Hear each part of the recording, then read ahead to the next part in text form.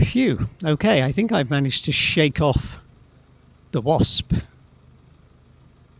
It must have followed me from that little triangular space outside of Hellhunt, and then for some reason started finding my hand and the back of this camera fascinating.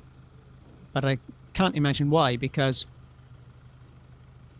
I haven't been handling anything sweet. Oh my goodness, everywhere you turn, particularly on this street, there's something remarkable to look at. Must be so funny for local people to see idiots like me getting absolutely captivated by what they see walking down a street. And I say that even though I happen to be an idiot who's been here many times before. Gosh, I wish I was a drone. But I'm not a drone.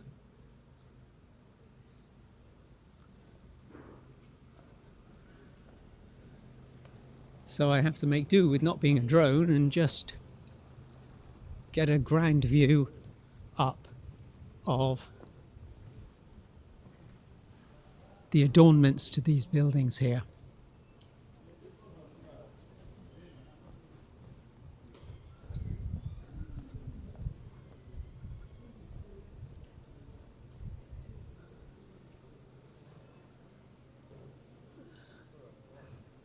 A little more attention's needed on the outside of this building at the top, but I can't crane my neck up too much anyway, and there's plenty on view here with these Egyptian style figures and dragons accompanying them. Quite a clash of styles, but it works somehow. I don't care if it shouldn't work. I just enjoy how it looks type way, if that makes any sense. And what we've got here is a traditional domain of bakers and confectioners from the 17th century. The most famous confectioner in Tallinn, Georg Studer, who established his company in 1864. He had the two smaller medieval houses reconstructed into one big building. The historicist house was projected by the architect Nikolai Tam Sr. We've come across that name, Nikolai Tam, before. This site housed the confectioners who were renowned for making marzipan and chocolate, along with the business and living quarters of the owner. The company also had a shop in Moscow in 1777 to 84. With the help of Polish restorers, the building was converted to the cafe confectioner's Sweet Tooth. The successor to George Stude's company, the confectionery company Kalev, established a marzipan museum room here and is about to establish a museum of sweets in the building. Well, I think that's a dangerous move, because if it's a museum of sweets, I think the displays and artifacts are likely to be stolen by sweet-toothed individuals who can't resist the flavour of the marzipan and the chocolates. Or maybe not. The big yellow building right opposite is the Estonian History Museum, Great Guild Hall.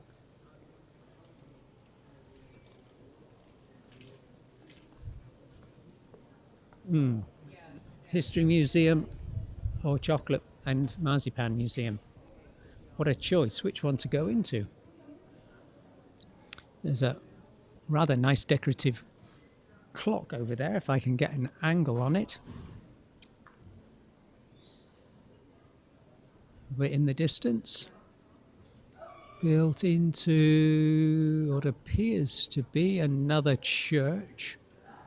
It's funny because talking to Estonian friends, they like to tell me that actually their country isn't at all religiously minded, and Some of them even take pride in considering themselves to be pagan.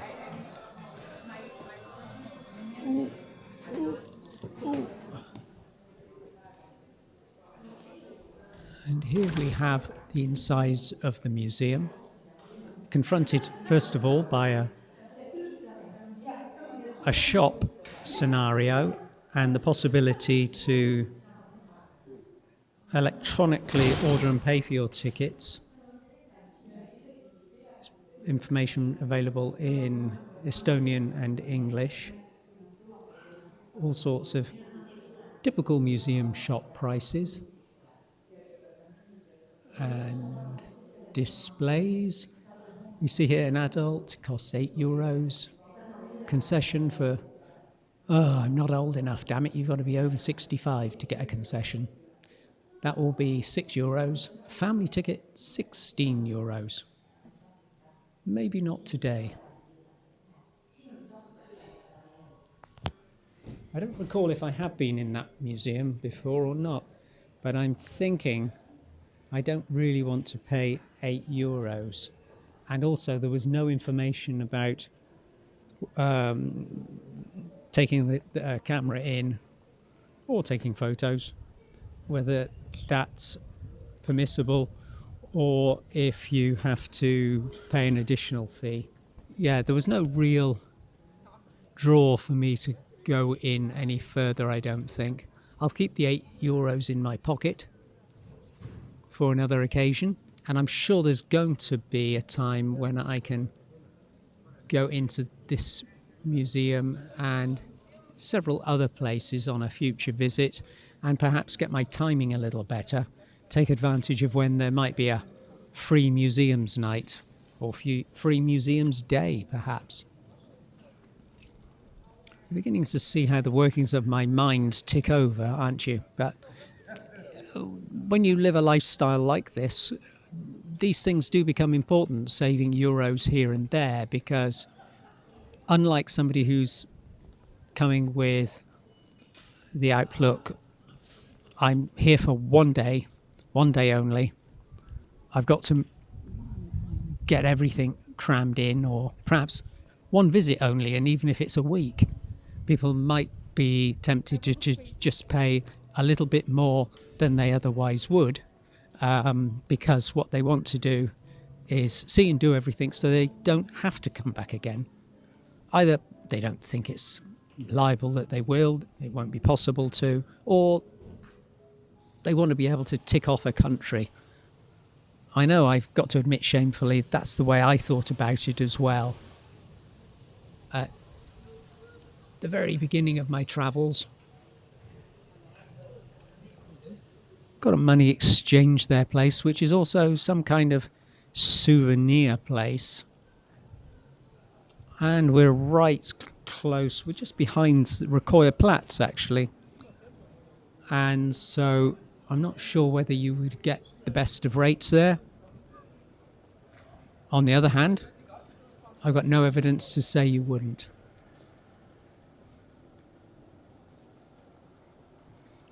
Gosh, if only cameras with their high definition 4K capability could pick up the sense of smell in the air when filming is taking place, because if I wasn't hungry before, I'm hungry now. Those smells really distracting me from what I'm supposed to be trying to do, which is take in a few more sights of the Old Town squares while the sun is out, giving me, in theory, what I understand is the benefit of the best possible lighting. And I'm not the only one, clearly.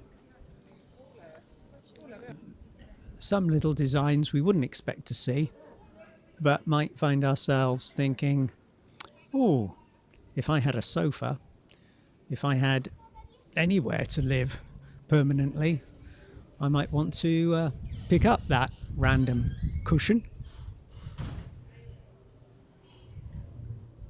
The danger or the joy, depending on how you look at it, of window gazing, window browsing, is that you are liable to see things, aren't you? And you can either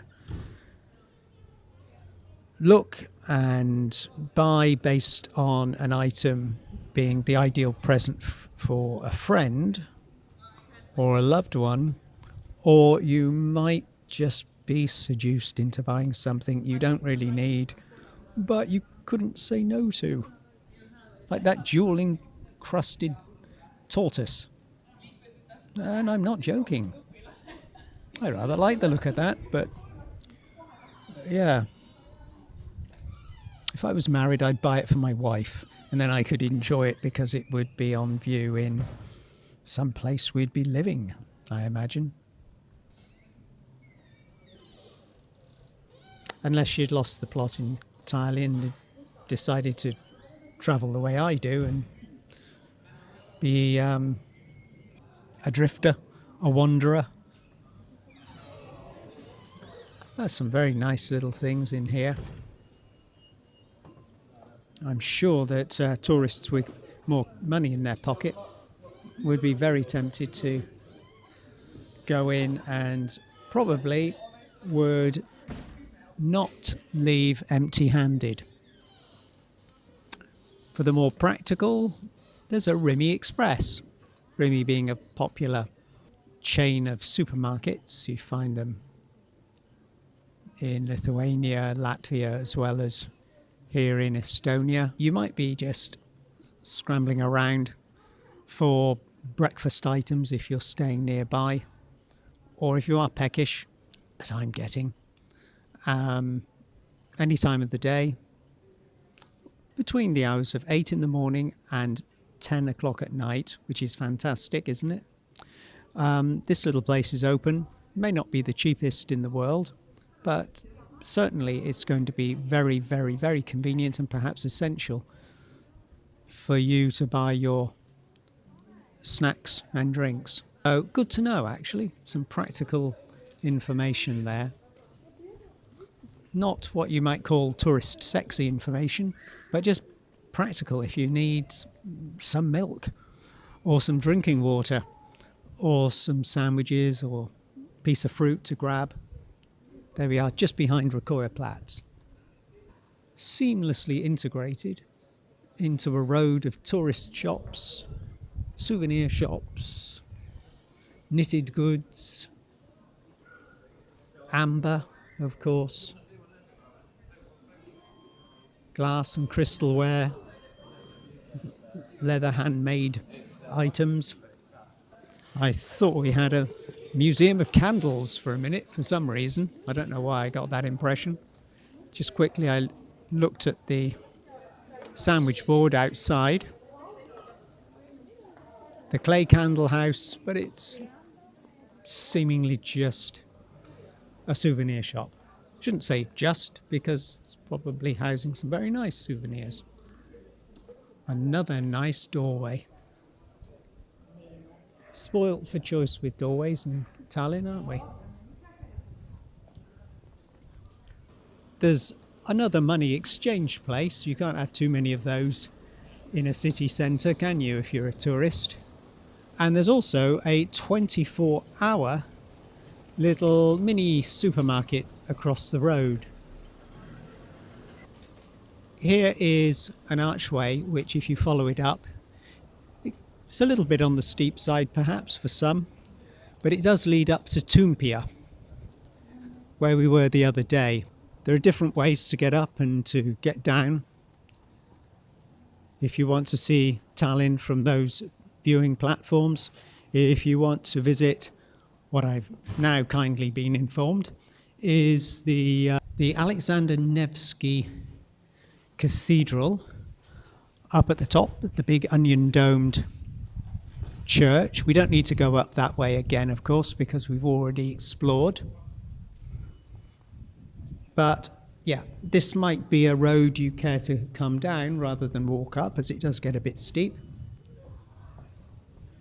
Or if you feel like some extra exercise, why not go there? It's funny, just allowing myself to indulge in an old memory from over 10 years ago, 15 years ago probably. I'm sure that this boarded up, nondescript exterior was once the entrance to the Flying Kiwi Backpackers Hostel, set up by a New Zealand girl back in the early 2000s, I think. And it then got taken over at some point. But yeah, just memories flood back when you see a place which you do recognise.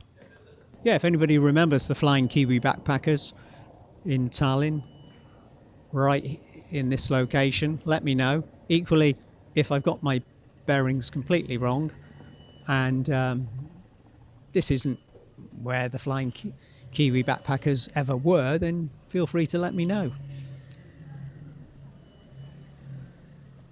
And this is a sad sight because I came along this street when I was in Tallinn, maybe 3 years ago. And, was it 3 years ago? No, it must have been more than 3 years ago, probably 5 years ago, I think. And it's still all covered up, which is a shame because I've got a feeling this is going to sound ridiculous, but I got a feeling I ate a very nice shepherd's pie in in an upstairs restaurant somewhere here with a Polish friend of mine. He was coming to Tallinn, I was coming to Tallinn. We agreed to meet up here, and it was his idea. He brought me to, I think, a place in this very spot, and to my surprise, I didn't know that you could get such a nice shepherd's pie in Estonia, but it was fabulous. I came back some years later, roughly about 5 years later, I'm imagining, and only to find that it was in this condition, and it looks like work just hasn't progressed to the extent that they've been able to finish whatever's going on. To be fair, of course, there have been a couple of years of COVID which probably held up the work, and it also looks as though the work is on an absolutely massive scale, not just redecorating the facade. I wonder if this place is longing to reopen, the St. Petersburg Schlüssel Hotel, a frequently renovated city well.